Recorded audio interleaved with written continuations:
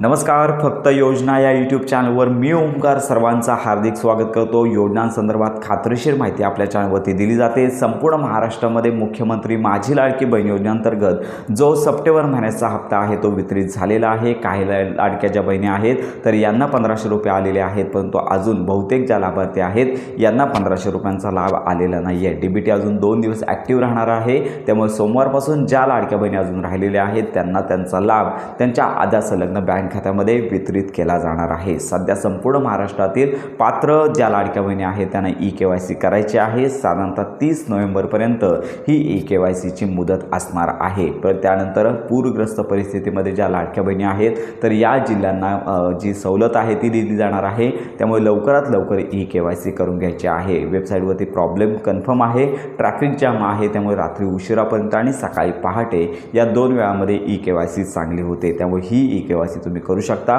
काही 15 ते 20 दिवस गेल्यानंतर वेबसाईट प्रॉपर रन होईल, कारण का आत्तापर्यंत 1 कोटी लाभार्थ्यांनी EKYC केलेली आहे. अजून लाभार्थी तेवढेच बाकी आहेत. तर अशा प्रकारे हप्ते वितरण झालेलंच आहे. अजून काही जणांचं हप्ते वितरण बाकी आहे. येत्या 2 दिवसांमध्ये पुन्हा हप्ते वितरण होणार आहे. राहिलेल्या लाडक्या बहिणींना लाभ दिला जाणार आहे. तर अशा प्रकारे ही महत्त्वाची माहिती सर्व लाडक्या बहिणींपर्यंत नक्की शेअर करा.